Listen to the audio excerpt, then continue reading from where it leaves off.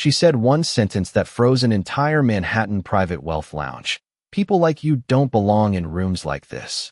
The words landed like a sudden drop in temperature, sharp enough to silence conversations, heavy enough to make even the soft hum of the city outside feel distant. Rain pressed against the tall glass windows of the Dominion Trust private banking floor on Fifth Avenue, blurring the skyline into streaks of gray light, as if the city itself was trying not to watch what was about to unfold. Vanessa Reed stood just inside the entrance, holding a simple black leather portfolio in her left hand, her posture calm, unshaken, almost unbothered by the weight of every stare directed at her. She wore a charcoal wool coat, dark denim, and plain leather shoes. Nothing loud, nothing that announced wealth, nothing that fit the invisible expectations of the room she had just entered. Behind the polished marble counter, Claire Whitmore, the branch director, didn't bother lowering her voice. She looked Vanessa up and down with a practiced kind of judgment, the kind built from years of deciding who belonged and who didn't in spaces like this. "Let me guess," Claire said with a faint smile that didn't reach her eyes. "You're here to ask about a withdrawal that doesn't match your profile." A couple seated near the espresso bar exchanged a glance, subtle but telling, like they had already decided which side of the room they were on. A junior banker shifted uncomfortably behind his terminal, eyes flicking between his screen and the woman standing too still in the center of the lounge. Vanessa didn't respond immediately. She simply stepped forward one pace, then another, stopping just short of the polished boundary line marked by the customer consultation zone. Her silence wasn't hesitation, it was observation. Claire leaned slightly forward, emboldened by the attention of the room. "We deal with high-value clients here," she continued, her tone tightening just enough to be heard as policy rather than opinion. "Requests in the range of 8 figures require verification. And frankly, we don't usually see that kind of activity from walk-ins without proper representation." A soft, uncomfortable laugh came from somewhere near the back, quick, nervous, then gone. Outside, a taxi splashed through a puddle on the street below, the sound faint but precise in the momentary silence that followed. Vanessa finally placed her portfolio on the table between them, slow and deliberate, like she had done it 1,000 times in rooms far more powerful than this one. Her gaze met Claire's without force, without urgency, without the need to prove anything in that moment. The air tightened again, not because she raised her voice, but because she didn't. And in that stillness, something in the room began to shift, subtle, unspoken, almost invisible, but irreversible all the same. Vanessa Reed did not move, and that silence became the first thing that truly unsettled the room. Claire Whitmore studied her as if waiting for a reaction that never came, a smile tightening at the corners of her mouth as though patience itself was a test she was confident she would win. Around them, the private wealth lounge of Dominion Trust continued its quiet rhythm, the soft sound of keyboards, the distant clink of glassware, the controlled calm of a place built to project certainty. But that calm had begun to fracture in subtle ways, starting with the way people were no longer pretending not to look. A man in a tailored navy suit near the window shifted his chair slightly, angling his body for a better view. A woman reviewing documents at a side table paused mid-page turn, her eyes lingering longer than she intended. Claire noticed it and straightened her posture, as if reclaiming control through presence alone. "We have procedures for a reason," she said, her voice carefully measured now, louder just enough to re-establish authority. "Large withdrawals require verification through compliance review, especially when the profile does not align with the request amount."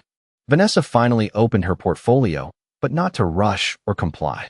She placed a single document on the table, sliding it forward with controlled precision.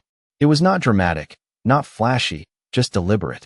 Marcus Hale, the junior private banker stationed behind the main terminal, glanced at his screen again, then back at the document, then back at Vanessa.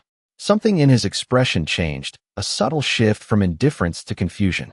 The system displayed her name, but the authorization tier beside it did not match anything he had seen before. Claire stepped closer to the table, her heels clicking softly against the marble floor. "That is not sufficient for what you are requesting," she said, tapping the document lightly with one finger without even fully looking at it. "Anyone can present paperwork. That does not mean the system recognizes it." A soft murmur moved through the lounge, the kind of sound people make when they begin forming opinions they have not yet admitted out loud. Marcus hesitated, then leaned slightly toward his monitor, typing a query that took longer than it should have. The screen refreshed once, then again, and for a brief moment his expression tightened in a way he could not fully control. He looked up at Claire, then at Vanessa, uncertainty beginning to replace routine confidence. Claire caught it immediately. "Is there a problem, Marcus?" she asked without turning around. He cleared his throat softly, forcing his voice to remain steady. "The profile is active," he said carefully, "but it is flagged under executive ownership classification." The words landed differently in the room, not loud, but heavy enough to change the air. Claire turned slowly toward him, her expression narrowing. "Executive ownership classification is not relevant to this request," she replied quickly, almost too quickly. "We are dealing with a withdrawal, not a corporate structure review." Vanessa finally looked up at Claire, not with challenge, but with recognition, as if she had seen this exact moment before in another room, another city, another system that believed control and correctness were the same thing. And as the tension settled deeper into the marble and glass around them, the lounge no longer felt like a place of service. It felt like a place waiting for something to give way. The moment Marcus Hale spoke, the entire atmosphere inside the private wealth lounge of Dominion Trust shifted in a way that no one could ignore. Executive ownership classification. The phrase lingered in the air like a notification no one was prepared to process. Claire Whitmore turned slightly toward him, her expression tightening, as if the words themselves were an inconvenience she could still override. "That classification is not relevant to a withdrawal request," she said again, more firmly now, her tone sharpening with practiced authority. "We are not conducting a corporate audit. We are verifying a client transaction." Marcus did not answer immediately. His fingers hovered over the keyboard, but he did not type. Instead, he looked again at the screen as if waiting for the system to correct itself. It did not. The profile remained active, but the access tier indicators were unlike anything he had seen in his 5 years at Dominion Trust. Across the room, a couple who had been quietly sipping espresso now sat completely still, their attention no longer casual, but fully engaged. A woman near the window slowly lowered her phone as if she had forgotten what she was originally doing. Vanessa Reed remained exactly where she had been since entering, her hands resting near the portfolio, her posture unchanged. Claire stepped closer to the table, her presence now intentionally assertive. "If there is confusion about your account," she said, addressing Vanessa directly, "we can escalate this through standard compliance channels. However, large withdrawals cannot proceed without verified authorization from a recognized executive banking entity." The word executive hung in the air again, this time differently, less like procedure and more like something Claire was trying to contain. Marcus finally spoke again, quieter now. "It is not just flagged," he said. "It is listed under restricted executive ownership with read access only at level 7 clearance or higher." A subtle tension rippled through the lounge. A man seated near the back shifted forward slightly, elbows resting on his knees. Another banker, previously focused on her tablet, looked up fully now, her expression no longer neutral. Claire's jaw tightened. "Level 7 clearance is not applicable to client withdrawal authorization," she replied, her voice holding steady but losing a fraction of its earlier ease. "This is still a client service issue." Vanessa finally moved for the first time since the document was placed on the table. She adjusted her portfolio slightly, aligning it with the edge of the marble surface as if correcting something only she could see. Her voice, when it came, was calm and even. "Then perhaps," she said, "you are looking at the wrong layer of the system." The words were simple, but they landed with a weight that changed the posture of the room. Marcus looked up from his screen again, this time more slowly, his uncertainty no longer private. Claire straightened, but for the first time, there was a faint hesitation in her movement, something unplanned interrupting her control of the moment. Outside the tall glass windows, the rain continued to fall over Manhattan, but inside the lounge, the sense of order that had defined the space was beginning to quietly unravel. Marcus Hale did not speak again for several seconds, and in that silence the system on his screen began to feel louder than the room itself. Lines of data refreshed slowly, as if the Dominion Trust internal network was processing something it had not been asked to process in years. A faint notification banner appeared at the top of his terminal, then disappeared, then returned again, confirming a restricted executive ownership linkage tied to the active profile standing in front of him. Marcus leaned closer without realizing it, his professionalism slowly being replaced by a growing sense of disbelief. Claire Whitmore noticed the shift immediately. "Marcus," she said sharply, "I need you to confirm whether this is a valid client authorization or a system error." Her voice carried the tone of someone who had never expected the second option to matter. Marcus swallowed, then replied carefully, "The system is not indicating an error.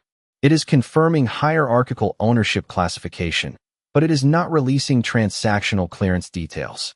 That sentence changed the air again. A faint movement came from the side of the lounge where another private banker, a woman named Olivia Grant, slowly turned her chair to face the center of the room fully for the first time. She had been silent until now, observing as if this were routine, but the word ownership disrupted that assumption. Claire stepped away from the table and reached for her tablet, her fingers moving faster now, no longer composed but controlled in a different way, as if speed could restore certainty. "Then escalate to compliance review," she said, more forcefully. "We cannot proceed based on partial system interpretation." Marcus hesitated. "Compliance review is already active," he replied quietly. "It was triggered automatically when the withdrawal request exceeded threshold parameters tied to executive-level holdings." That detail landed like a shift in gravity. A man seated near the espresso bar lowered his cup without drinking. A woman standing near the glass wall took one small step back as if distance might clarify what she was hearing. Vanessa Reed finally spoke again, her voice steady and unraised. "You are treating authorization as if it is something that needs permission to exist," she said. Claire turned back toward her immediately. "That is exactly how regulated banking systems operate," she replied. "No transaction of this size moves without verification through proper channels." Vanessa looked at her for a long moment, not reacting, not challenging, simply observing. Then she spoke again, softer but clearer. "And if the system itself is the channel," she said, "what happens when you are not trained to recognize what is already inside it?" Marcus froze slightly at that line, his eyes returning to the screen again as new logs appeared without manual input. One of the entries displayed a dormant flag, now marked active under founder-level authorization review. His cursor hovered, then stopped completely. Claire saw it, and her expression tightened for the first time into something less controlled. "That is not possible," she said quickly, almost reflexively. But even as she said it, the room no longer felt like it belonged to certainty. The rain outside pressed harder against the glass, and inside the Dominion Trust private lounge, the system was beginning to acknowledge something that no one in the room had fully named yet. The moment the system flagged founder-level authorization review as active, the entire Dominion Trust private wealth lounge seemed to lose its balance. It was not loud, not dramatic, but a quiet structural shift that everyone in the room could feel without fully understanding. Marcus Hale stared at the screen longer than was appropriate, his fingers hovering over the keyboard without committing to any action, as if any input might collapse something he could not repair. Claire Whitmore stepped closer to the terminal, her voice now lower but more controlled, the kind of control that comes when authority begins to feel uncertain rather than absolute. "Marcus," she said carefully, "I need you to isolate that flag and confirm whether it is tied to a system glitch or a manual override." Marcus did not respond immediately. Instead, another line of data appeared, this time more explicit, referencing executive ownership authentication pending verification through founder tier validation protocol. His expression tightened in a way that had nothing to do with training and everything to do with instinct. "It is not a glitch," he finally said. Claire turned her head slightly, as if she had misheard him. "Repeat that," she replied. Marcus swallowed once. "It is not a glitch. It is a live authorization pathway." The words seemed to hang in the air too long, refusing to settle into anything familiar. A faint sound of movement came from the lounge entrance as another staff member stepped closer, drawn in by the subtle change in energy. Olivia Grant had now fully turned away from her workstation, her attention fixed on the center table where Vanessa Reed still stood completely still, her presence unchanged despite everything shifting around her. Claire placed her tablet down on the marble surface with more force than intended, then immediately corrected her posture. "That is impossible without executive confirmation," she said quickly. "No system initiates founder-level validation without dual approval triggers." Marcus finally looked up from his screen. "The system is bypassing dual approval," he said quietly. "It is recognizing origin authority instead of transactional authority." That sentence caused a visible ripple through the room. A man near the espresso station lowered his phone slowly, no longer pretending to be disengaged. A woman seated near the glass wall pressed her lips together, her attention now fully locked on the exchange. Vanessa finally moved again, but only slightly, shifting her weight as if the conversation around her had become secondary to something else entirely. Claire turned toward her, her composure thinning in subtle increments. "If you are attempting to exploit system ambiguity," she said, "you should understand that we will escalate this to corporate security validation immediately." Vanessa looked at her for a long moment before speaking. "You already escalated," she said calmly. "The system did it for you." A silence followed that was different from before. It was not confusion anymore. It was recognition forming too late. Marcus's screen refreshed again, and this time a secure identity layer attempted to load, pausing halfway as if waiting for permission from something higher than the branch network itself. His voice dropped slightly when he read the next line. "Founder authorization profile detected," he said, almost to himself. Claire turned sharply toward him. "That is not a valid category in client banking," she replied immediately, but there was a fracture in her certainty now, small but visible. Vanessa's gaze did not change. Outside, the rain continued to fall against the glass of the Manhattan skyline. But inside the Dominion Trust Lounge, the structure of authority was no longer holding in the way anyone had expected, and the room itself seemed to understand that something irreversible was beginning to surface. Marcus Hale's screen changed again, but this time the shift was no longer subtle or uncertain. A new system layer expanded across his terminal, overriding the standard private banking interface and replacing it with a structured authorization sequence he had never seen active in real time. His breathing slowed as he read the header line that appeared at the top of the display, "Founder protocol verification in progress." Across the lounge, Claire Whitmore noticed his hesitation immediately. "Marcus," she said sharply, her voice cutting through the rising tension. "Stop interpreting and confirm operational status. We are not in a speculative state." Marcus did not answer right away. His eyes moved between the screen and Vanessa Reed, who still stood in the same position, calm and unmoving, as if she had already accepted every possible outcome long before anyone else in the room understood what was unfolding. Finally, Marcus spoke, his voice lower than before. "The system is no longer under branch control," he said. Claire's expression tightened. "That is not possible," she replied immediately.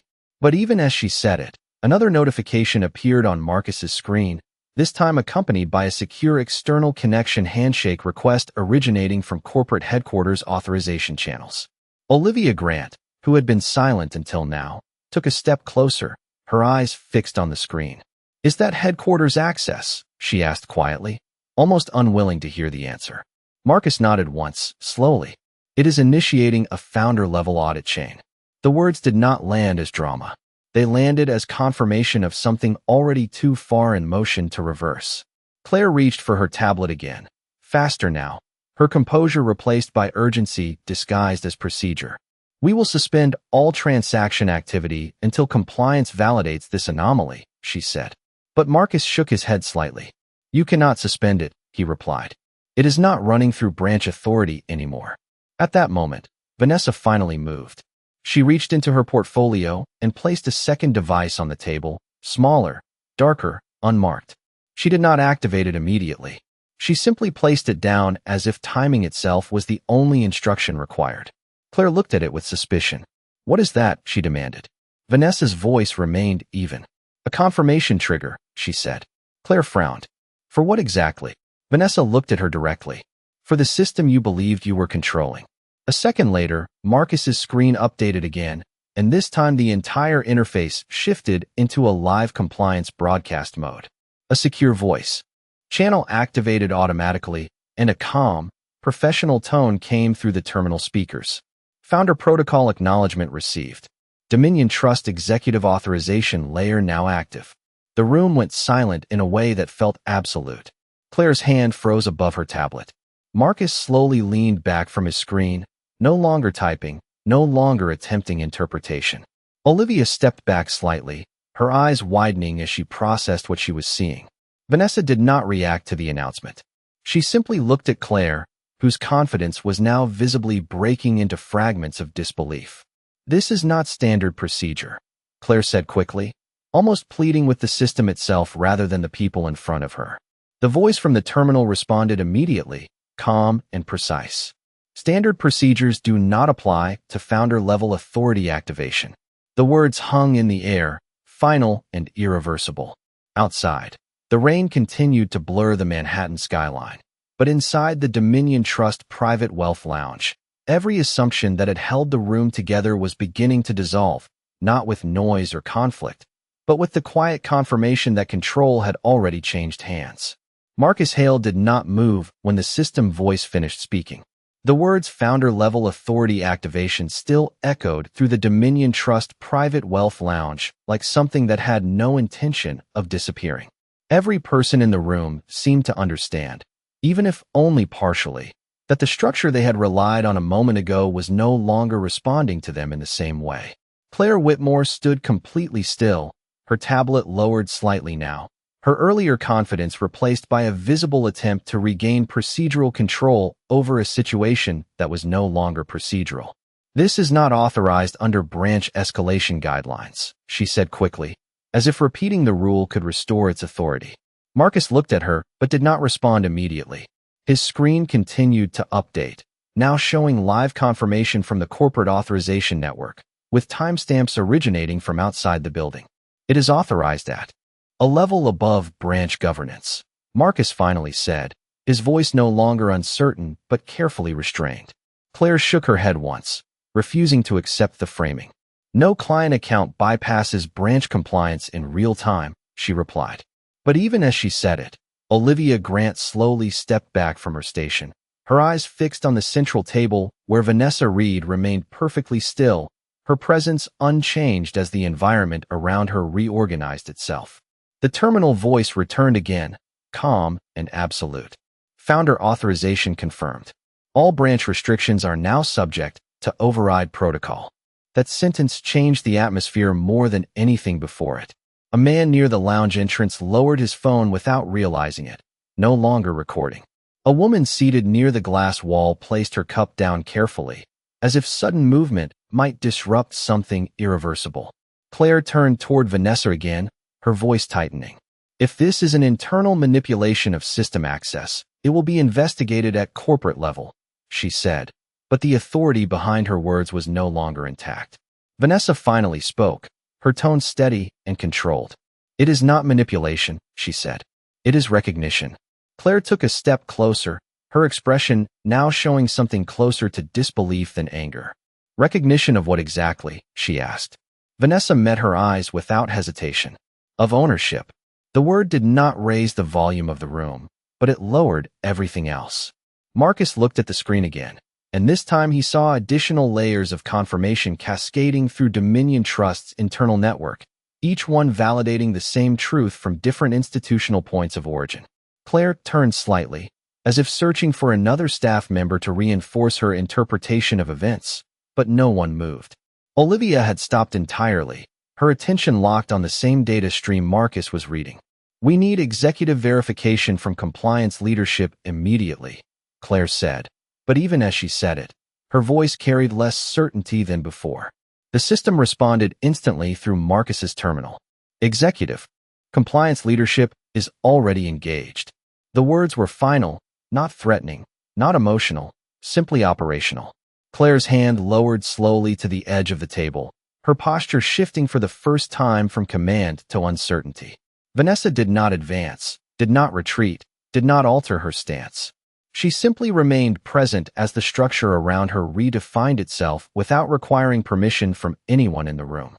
Outside, rain continued to fall against the glass of the Manhattan skyline, but inside Dominion Trust, The hierarchy that had governed every interaction was no longer stable enough to recognize who it was meant to serve. The Dominion Trust Private Wealth Lounge no longer felt like a controlled environment. It felt like a system being redefined in real time, layer by layer, without asking permission from the people standing inside it. Marcus Hale stared at his terminal as new alerts continued to cascade across the screen, each one confirming that executive compliance leadership was no longer a distant authority, but an active presence inside the network itself. Claire Whitmore took a slow step back from the table, her earlier posture of control now replaced by a rigid attempt to maintain composure in front of her staff and clients. "This is still a branch-level environment," she said, but her voice no longer carried certainty, only insistence. Marcus shook his head slightly without looking away from the screen. "It is not branch-level anymore," he said quietly. "The system has elevated governance scope to corporate master control." The words seemed to settle over the room like a weight that could not be removed by argument. Olivia Grant had fully stepped away from her workstation now, standing still with her attention fixed on the central interaction point between Vanessa Reed and the rest of the room. A man near the espresso station lowered his phone completely, no longer pretending to document anything, his expression shifting from curiosity to concern. Claire turned back toward Vanessa, her voice tightening again as she tried to re-establish procedural authority. "Even if there is a corporate escalation in progress," she said, "it does not validate immediate transactional approval without review." Vanessa finally responded, her voice calm and evenly measured. "You are still assuming review is something that happens after recognition," she said. Claire hesitated for the first time before replying. "That is how regulated financial systems operate," she said. Marcus spoke again, but this time more carefully, as if each word required confirmation from the screen before leaving his mouth. "The system is not waiting for review," he said. "It is executing recognition-based authorization." Claire's expression tightened further. "That is not an approved operational model," she said quickly. But the response that came through Marcus's terminal did not address her directly. It simply updated the status line across the entire interface. Founder authority confirmed, all dependent control subject to immediate override. A quiet stillness spread through the lounge that was no longer related to silence, but to attention. Every person present now understood that something fundamental had changed, even if they did not yet understand what it meant for them personally. Claire looked at Marcus again, her voice lower now. "You need to stabilize the system state," she said, as if stability were still an available option. Marcus did not answer immediately. He simply watched as access indicators across his screen began to deactivate branch control functions one by one, not through error, but through structured authorization transition. Olivia's voice finally broke the silence, soft but direct. "Is this being done by corporate headquarters?" she asked. Marcus nodded once. "It is already in execution phase." Claire took another step back, her hand tightening around the edge of the table, her authority no longer expressed through instruction, but through resistance to something she could not reverse. Vanessa remained still, observing without urgency, as if the outcome had already moved past the need for intervention. Outside the glass walls, Manhattan continued moving under steady rain, but inside the Dominion Trust Private Wealth Lounge, every layer of control had begun to shift away from the people who believed they were holding it. The final shift inside the Dominion Trust Private Wealth Lounge did not arrive with sound or motion, but with confirmation. Marcus Hale's screen refreshed one last time, and the entire interface stabilized into a single unified authority state that no longer showed branch-level permissions at all. Every restricted indicator had been replaced with corporate master control acknowledgement, and beneath it, a final line of text appeared confirming full executive governance transfer in progress. Claire Whitmore stood motionless for a moment, her eyes fixed on the terminal as if staring long enough might reverse what she was seeing. "This is not operationally possible without board intervention," she said, but her voice no longer carried command, only disbelief trying to sound like structure. Marcus did not respond immediately. He simply watched as his screen finalized the last authentication step. "Board intervention is already complete," he said quietly. The words were not delivered with emotion, but with certainty that did not require reinforcement. Across the lounge, Olivia Grant had fully lowered her hands from her workstation, No longer interacting with any system at all, her attention entirely focused on the center of the room, where Vanessa Reed stood unchanged, as if she had never needed the system to validate her presence in the first place. A man near the entrance took a slow step backward, then stopped, realizing he was the only one moving in a room that had otherwise frozen in collective realization. Claire turned toward Vanessa again, her expression no longer defensive, but searching for a version of reality that still included her authority.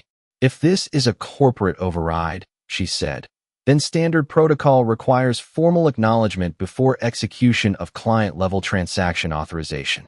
Vanessa finally spoke, her voice even and unhurried. "You are still describing a system that believes recognition must wait for permission," she said. Claire opened her mouth to respond, but no immediate words followed. Marcus looked up from the screen again, and this time his voice was quieter than before. "It is not waiting," he said.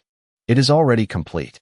As he spoke, the interface across every terminal in the lounge synchronized into a single status display. Dominion Trust Executive Ownership Verification Complete. Founder Authority Active. All branch-level restrictions dissolved. The sentence was simple, but its effect was absolute.